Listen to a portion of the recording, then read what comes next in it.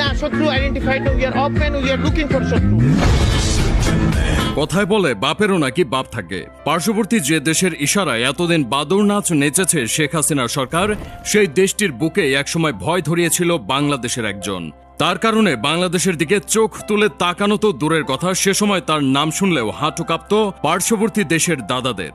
বাংলাদেশের ইতিহাসের সবচেয়ে দুঃসাহসী সেই ব্যক্তিটি হলেন সাবেক স্বরাষ্ট্র প্রতিমন্ত্রী লুৎফুজ্জামান বাবর। কথিত আছে 2004 সালে সেভেন সিস্টার্স হিসেবে পরিচিত ভারতের 7 অঙ্গরাজ্য অস্থিতিশীল করার ক্ষেত্রে তার ব্যাপক ভূমিকা ছিল। অনেকে বলেন চীন পাকিস্তান মিলে ভারতের যতটুকু ক্ষতি করতে পারেনি তার চেয়ে বেশি ভুগিয়েছেন লুৎফুজ্জামান বাবর। 2004 সালে ভারতের এই 7 অঙ্গরাজ্য মূল ভারত থেকে আলাদা হতে বিদ্রোহ করে। তখন সেখানকার আন্দোলনকারীদের 10 ট্রাক গোলাবারুদ, রকেট লঞ্চার সরবরাহ করার বন্দোবস্ত করেছিলেন এই বিএনপি নেতা। সেই অস্ত্র জায়গা মতো পৌঁছাতে পারলে সেভেন সিস্টার্স থেকে স্টেপ সিস্টার্সে পরিণত হয়ে যেত ভারতের এই 7 অঞ্চল। তখন স্বাভাবিকভাবে এই অঞ্চলের শাসনভার বাংলাদেশের আয়ত্তে চলে আসত, কিন্তু শেষ পর্যন্ত সেটি করা সম্ভব হয়নি।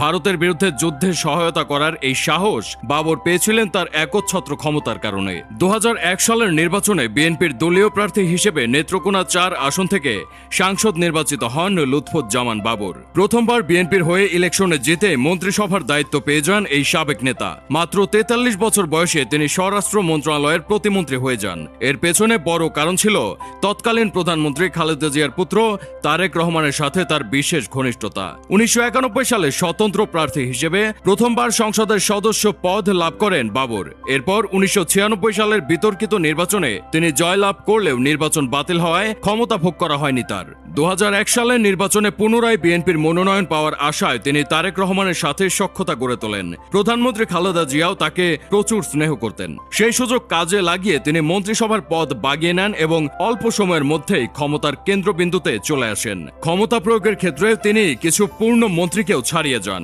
বলা হয়ে থাকে তার দায়িত্বকালে ভারত বাংলাদেশ সীমান্তে সবসময় অস্থিরতা লেগেই থাকত। ভারত একটি করলে পাল্টা দুটি ছুটত বিজিবি। তার সময়ে বাংলাদেশের সাহস হারে হারে টের পেয়েছিল ভারত। পরিস্থিতি স্বাভাবিক করার জন্য ভারত বাংলাদেশ সরকারকে আহ্বান করলেও আপোষ করতে নারাজ ছিলেন বাবর। ভারতকে উদ্দেশ্য করে তার দেওয়া উই আর লুকিং ফর শত্রুজ ডায়লগটি আজও মানুষের মুখে মুখে পরিচিত। তার কারণে ভারতের সাথে বিএনপি সরকারের সম্পর্কে সে সময় বৈরিতা দেখা দিয়েছিল। দেশের ভিতরে দুর্নীতিবাজ ও অমনেও সবসময় হার্ড লাইনে ছিলেন প্রতিমন্ত্রী বাবর। তার দায়িত্বকালে বিএনপি সমর্থিত অনেক দুর্নীতিবাজকেও আইনের আওতায় আনা হয়। রাজনীতিতে আসার আগেও দাপুটে জীবনযাপন করেছেন বিএনপির এই খ্যাপাটে নেতা। 1958 সালে নেত্রকোনায় জন্মগ্রহণ করেন লুৎফুজ্জামান বাবর। তার প্রাতিষ্ঠানিক শিক্ষা ছিল এইচএসসি পর্যন্ত।